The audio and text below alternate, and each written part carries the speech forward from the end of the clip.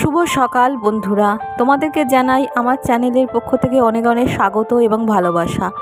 আজকে একটা নতুন ব্লগ নিয়ে তোমাদের কাছে চলে এলাম। আজকে সকাল থেকে ভাবছি কি খাবো, রুটি একদমই ভালো লাগছে না।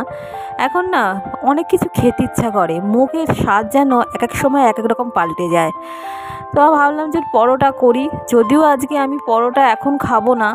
আমি এই ময়দা দিয়েই রুটি করব, আটা বাড়ন্ত মানে আটা অল্প আছে, ওই জন্য ভাবলাম যে ময়দা দিয়েই করি। ওর জন্য একটুখানি পরোটা বানিয়ে নিচ্ছি, আর আমি দুটো ময়দা দিয়ে রুটি বানিয়ে নিয়ে দুধ দিয়ে খাবো।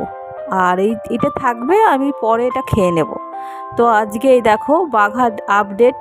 বাঘা তো একদম সেই আগের মতনই আছে, আরও যেন শরীর দুর্বল হয়ে যাচ্ছে। কী যে আমরা দুজনে করব ওকে নিয়ে বুঝতেই পারছি না। সংসারের প্রিয় জিনিস যদি অসুস্থ থাকে তো কীরকম মনটা থাকে বলো। আর এখানে দেখো পনিরটাকে মাখন দিয়ে ভেজে নিচ্ছি, ভেজে নিয়ে পরোটার মধ্যে দিয়ে পুর করে ওটাই মুড়ে দেবো। ও খেতে খুব ভালোবাসে, আমার বর এই টুকটাক ঝাল টাল এইসব খেতে খুব ভালোবাসে। আর শুয়ে শুয়ে মোবাইল দেখছে, আর আমি ওকে বলছি যে ওকে খাওয়াবো আর কি, ওই যে ওআরএসের জল, ওই ওআরএসের জল খাওয়াবো, আর নয়তো স্যুপটা একটু খাওয়াবো। আমার বরকেও মাঝে মাঝে মনে করে দিতে হয়, সবসময় ভুলে যায়, নিজের খেয়ালে থাকে। যদিও বাঘাকে নিয়ে ও খুব সিরিয়াস তা হলেও। আর এখানে কিছু বাসন আছে, কালকে রাত্রেবেলা আমি মেজে রেখেছিলাম, আর দু একটা বাসন আমি বললাম যে রাত্রেবেলা তুমি এসছো, দু একটা বাসনও তো মেজে রাখতে পারো নি, কারণ রান্নাঘরের পাশে যদি এঁটো বাসন থাকে না, তো ওটা আগে খাইয়ে দাও, তারপরে আমি ওটা করবে। দেখো আমি আবার মনে করে দিচ্ছি ওকে খাইয়ে দাও, দেখেছো? ওই বারবার একটুখানি মনে করিয়ে দিতে হয়। আর এখানে দুধটা গরম করতে বসিয়ে দিয়েছি। খেতো এবং করলে কি করে হবে, না তো কি করব। এঁটো বাসন যদি ওই বেসিনের উপর পড়ে থাকে না, সত্যি সে খুব খারাপ লাগে, রান্না করতে সত্যিই কিরকম একটা অরুচি লাগে আর অলক্ষী লাগে। ওই আমি যখন বাসন মাজতাম সমস্ত রাত্রেবেলা আমি মেজে নিই, কিন্তু ওই দেরি করে আসে, দু একটা বাসন থাকে।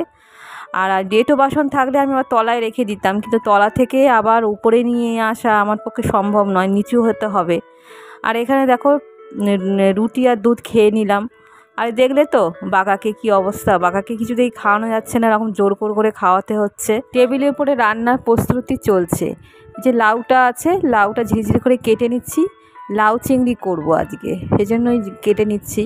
অল্প অল্প করে সমস্ত সবজিই খাওয়া ভালো, আমি তো সবজি খুব খেতে ভালোবাসি। এখন ইদানিং সবজি খেতে বেশ ভালো লাগে মাছ মাংসের থেকে। আর সবজি খেলে দেখেছি নিরামিষ হলে শরীর এমনি ভালো থাকে, ঝরঝরে থাকে। আর পেঁয়াজ রসুন গড়গড়ে তরকারি যদিও খেতে মুখরোচক লাগে, কিন্তু শরীরের পক্ষে আমার সত্যি স্বাদ দেয় না। আলু দিয়েছি, আলুর খোসা, লাউয়ের খোসা, বরবটি দিয়ে একটু তেল চচ্চড়ি করবো।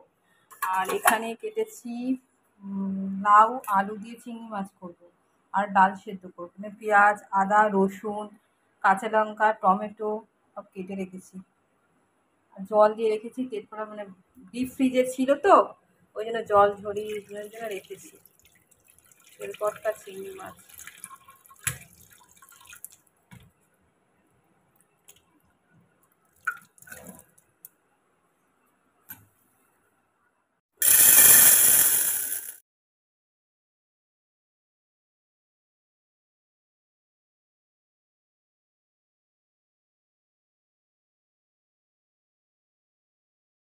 আর করব আজকে মুসুর ডাল সেদ্ধ, সেজন্য মুসুর ডালটা ঠিকমতো করে মেপে নিয়ে দিচ্ছি। বন্ধুরা সকাল নয়, এখন 12টা বাজতে চললো, তাই রান্না করছি। আর মন মেজাজ সত্যি খারাপ, জানো তো সেটা, তোমাদেরকে আর কি বলবো। আর এই রান্নাগুলো করতে হয় তাই করছি। আর আজকে তারা আছে 2টোর দিকে, বাবাকে সেলাইন দিতে আসবে। বাবা তো কিছুই খাচ্ছে না, তো কালকে ফোন করা হয়েছে, 3 দিন পর সেলাইন দেওয়া হচ্ছে বাবাকে। কি করব, কিছুই খেতে চাইছে না, জোর করে খাওয়াচ্ছি। সব কিছু খাওয়াতে গেলেই বমি করে ফেলছে। লিকুইডটা দিচ্ছি, ওই চিকেন স্টু করে রেখেছি, চিকেন স্টুটা মাঝে মাঝে দিচ্ছি। আর ওই সকালবেলা ইলেকট্রলের জল দেখলে তো, ও খাওয়াতে পারছিল না, ওর হাতটার যে প্রবলেম আছে, পুরোপুরি মানে ভা করতে পারছিল না মুখটা। আমি তো নিচেতে বসতে পারবো না, আমার পক্ষে তো কোনো মানে এটা তো কোনো ব্যাপারই না। সোফায় উঠিয়ে দিল, সোফাতে ওইটা খাইয়ে দিলাম, অনেকটা ডিরেক্টরের জল খেয়েছে, পেট থেকে না সব বার হয়ে যাচ্ছে। কাল রাত্রেবেলা পটি করে ফেলেছিল, রাত্রি তখন না, তখন ভোরবেলা 4টের সময়। কোনোদিন বাঘা আজ পর্যন্ত মানে যখন সুস্থ ছিল কোনোদিন মানে আজ পর্যন্ত বা মানে ঘরের মধ্যে পেচ্ছাপ পায়খানা করেনি। মানে শরীর কতটা খারাপ হলে ওরকম করে। তারপরে ভোরবেলা ওই সময় উঠলো, উঠে সমস্ত কিছু যা করেছিল পরিষ্কার করলো, করে আমার বর ওই 4:30 পৌনে 5টার দিকে আবার শুতে গেল। এই জন্য আরো দেরি হয়েছে ঘুম থেকে উঠতে। তাই জন্য রান্নাটা করি বন্ধুরা, সেলাইন দিতেই হবে, কারণ পেটে কিছু পড়ছে না, না শরীর খুব দুর্বল হয়ে যাচ্ছে। রান্নাগুলো করি, চলো বন্ধুরা। তেলের মধ্যে অল্প মুসুর ডাল, তার সঙ্গে একটুখানি পেঁয়াজ দিলাম, লঙ্কা ভেঙে দিলাম, আর একটু টুকরা রসুন দিলাম, দিয়ে এটা পুরো সেদ্ধ হবে ডালটা। পাঁচফোড়ন দিয়েছি আগে, দিয়ে ডালটাকে নাড়িয়ে নিয়ে জল দিয়ে তার সঙ্গে পেঁয়াজ কুচি আর রসুন কুচি দিয়ে ডালটা সেদ্ধ করছি।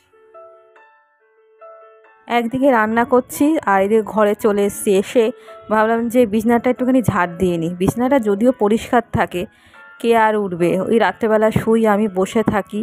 আর এই সাইডটা দেখছো, এই সাইডটা বই আছে, বইগুলো যে কোথায় রাখবো, বই পড়ার নেশা আছে আমার। আর এখানে এই যে বেড কভার, তারপর আরও বালিশের কভার এগুলো ছিল, সেগুলো একটু ভাঁজ করে রেখে দিয়ে একটু ঝাড় দিয়ে নিচ্ছি।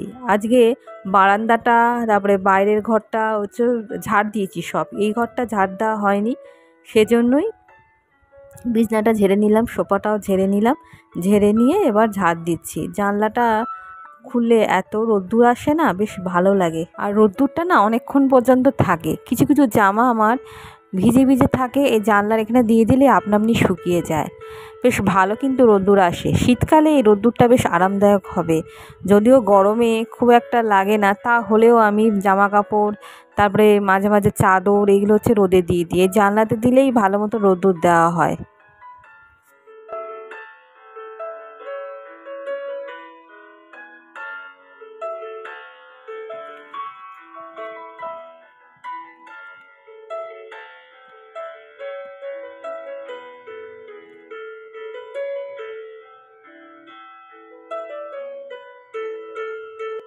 রান্না বসিয়ে যদি কাজ করা যায় না, সময়টাও বেশ, এই টাইমের মধ্যে অনেক কাজ করা যায়, বেশ ভালোও হয়।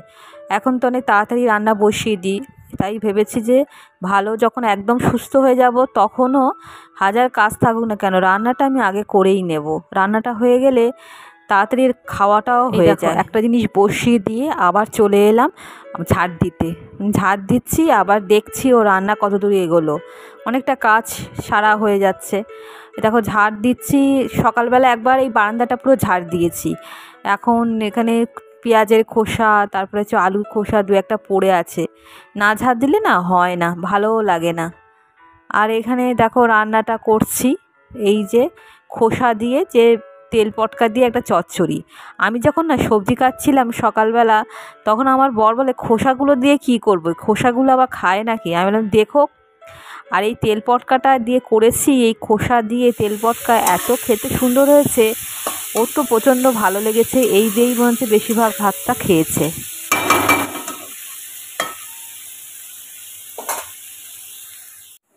বন্ধুরা, মাঝে মাঝে রান্না করছি আর মাঝে মাঝে এসে দেখে যাচ্ছি বাঘাকে, বাঘা বাইরে যাবে কি না, ও তো আর এখন আর সেই ক্ষমতাও নেই, ওই জন্য। আর এই রান্নাটা হয়ে গেছে, লাউ চিংড়ি, এটা জানি না, করেছি তো আপাতত, মশলা, গুঁড়ো মশলা দিয়ে দিই, জিরে গুঁড়ো দিয়েছি, লাউ যেমন করে কালো জিরে দিয়ে, শুকনো লঙ্কা ফোড়ন দিয়ে, এটা হলো। বন্ধুরা, ভাত অনেকটা কালকেকার ছিল, এত ভাত দেখেছো, এটা ওই গরম করব বলে এরকম জল দিয়ে রেখেছি, পরে গরম করে নেব। ও বলে কেন ফোন করোনি, এখন প্রায় 2টো বাজে। বন্ধুরা, আজকে না একটা মিসআন্ডারস্ট্যান্ডিং হয়ে গেছে, মিসআন্ডারস্ট্যান্ডিংও বলা যায় না, দুজনেই ভুলাক্কার। আগের দিনকে গৌতম দা ফোন করে বলেছে যে দাদা ফোন করে নেবেন দুপুরবেলার দিকে কখন যাব, তো আমার বর বলছে যে তুমি 12টার দিকে এসো, 12টা বা 1টার দিকে, ঠিক আছে ফোন করব। তারপরে নামিয়ে দিয়েছে। আর আমার বর কী ভেবেছে বলো তো, যে ও হয়তো চলে আসবে, ফোন আর করেনি, আমার বর আর ফোন করেনি।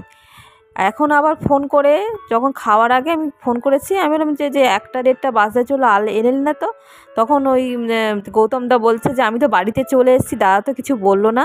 আমি বলছি আপনি তো বললেন কালকে যে আমি যাব, সেজন্য আর ও আর ফোন করেনি, ও কাজে বেরিয়ে গেছে।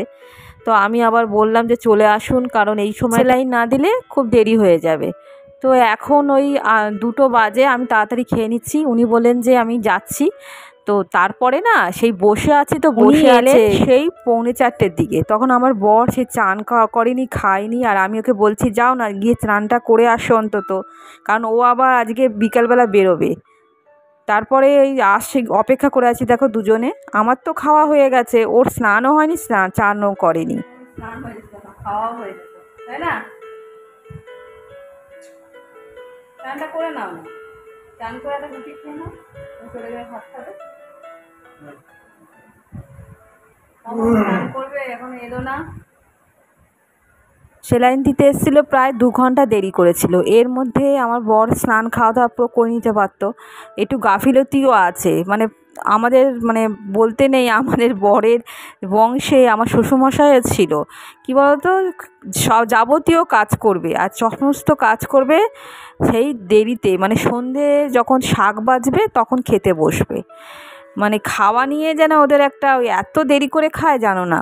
তারপরে সেই দিনকে খেয়েছিল পুরো 6টাতে। এ দেখো বাঘাকে আদর করে দিচ্ছি। তার পরের দিনকে বন্ধুরা, এই সকালবেলাতে আর তোমাদের সঙ্গে কিছু শেয়ার করিনি, রান্না থেকে শেয়ার করছি। সকাল থেকে একটু তাড়াহুড়ো করছি, আজকে একটুখানি আমি বেরোবো, কারণ আমার চেক আপ আছে। এ দেখো আলু সরু সরুই কেটেছি, চালটাও ভিজিয়ে রেখেছি, ফুলকপি আলু একটু ভাজা করব। এখন নতুন নতুন ফুলকপি উঠছে, বেশ ভালোই লাগে বলো। আর এই ভাজা তো অনেক দিন খাওয়া হয় না, এই প্রথমবার এই আলু ফুলকপি ভাজা করছি। আগের বছরে অনেক খেয়েছি, কিন্তু এই বছরেই প্রথম।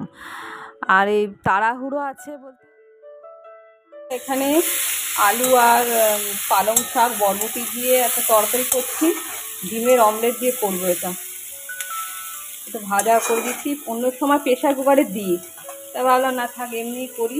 আর এদিকে ভাত বসিয়ে দিয়েছি, আজকে একটু তাড়াতাড়ি রান্নাটা বসিয়েছি, আজকে বেরোবো বসিয়েছি। আর মনটা সত্যি খুব খারাপ, কী আর বলবো বলো, বাবাটার অবস্থা সত্যি খারাপ হয়ে যাচ্ছে দিনকে দিন যত যাচ্ছে। কালকে তো একটা সেলাইন কিনেছে, সেটা একটা না অর্ধেকটা ছিল, কিন্তু ওরা আমরা কিছু রাখতে পারি না বলো, ও খাবে না যাবে না, সেলাইন তো দিতেই হবে। তো আজকে আবার একটু আসবে, মন মেজাজ খুব খারাপ। আর আজকে আমি আবার ডাক্তারখানায় যাব 12:30টার দিকে, এই 12টা 12:30টার দিকে যাবো, 12:30টার দিকে যাবো। আজকে ডাক্তারের চেক আপ আছে, তো ওই জন্য রান্নাটা তাড়াতাড়ি বসিয়েছি। বসিয়ে স্নান করবো, স্নান করে পুজো দিয়ে আর যাব। আর এখানে হচ্ছে মা একটুখানি তরকারি দিয়েছিল ছোলার ডালের, আর মুড়ি দিয়ে খাচ্ছি, রুটিও পাঠিয়েছি, কিন্তু রুটিটা খেলাম না। এখানে ওই আলু আর ফুটো বলেছিলাম নিয়েছি, আর ছোলার ডাল নিয়েছি। আজকে ডাক্তার দেখানোর ডেট হচ্ছে 12:30 থেকে, কিন্তু ওখান থেকে ফোন করে বলেছে যে ডাক্তারে আসতে দেরি হবে, ডাক্তার বিভিন্ন রকম অপারেশান করে, তো ওই জন্যই তো আসতে বলেছে, মানে যেতে বলেছে আমাদের দুজনকে। আমি আর মা যাব 3টের সময়, তো ভালো মতো রেস্ট নিয়ে যাওয়া যাবে। সেজন্যই আবার গৌতমদাকে বারবার বলছি যে 2টোর দিকে আসতে অন্তত, কারণ আমি তো বেরোবো সেজন্যই। তবে মা রান্নাবান্না হয়ে গেছে, মা তো জানে যাবো তাড়াতাড়ি 12:30টার দিকে, কিন্তু তারপরে আবার ফোন করে বলে, মাকেই ফোন করেছিল, বললো যে একটু দেরি করে যেতে। সেজন্য মা আবার আমার বাড়িতে এসে একটু গল্প করলো, কারণ মার সমস্ত কাজ সারা হয়ে গেছে, স্নান তারপরে পুজো দেওয়া, শুধু খাওয়াটা বাকি। সেই জন্য বসে বসে একটুখানি গল্প করছি মার সঙ্গে। আর মন মেজাজটা সত্যিই ভালো নেই, আমার না যেতেই ইচ্ছে ছিল। আমার বরকে বলছিলাম যে বাঘাকে রেখে আমি আবার ডাক্তারখানায় যাব, কিছুতেই না বাড়ির বাইরে যেতে ইচ্ছে হচ্ছে না। বাঘার এই অবস্থার জন্য জানি, বাঘার এই অবস্থা আমাকে, ভাগ্য আমাদের মেনে নিতে হবে, কিন্তু তা হলেও মনটা এত খারাপ হয়ে আছে। দেখো চুপচাপ বসে আছি আর চিন্তা করে যাচ্ছি, আমার যেন আমার প্রতি কোনো, এই যে ডাক্তার দেখাতে এসছি, ডেট আছে বলে এসছি, আবার আজকে অনেক দেরি করে এসেছি, একদমই ভালো লাগছে না, মন মেজাজ না সত্যি খুব মানে খারাপ হয়ে রয়েছে। এখানে খুব একটা রুগীদের ভিড় নেই, মানে আস্তে আস্তেই দুজন ছিল, তারপরে আমাদেরকে ডাকলো।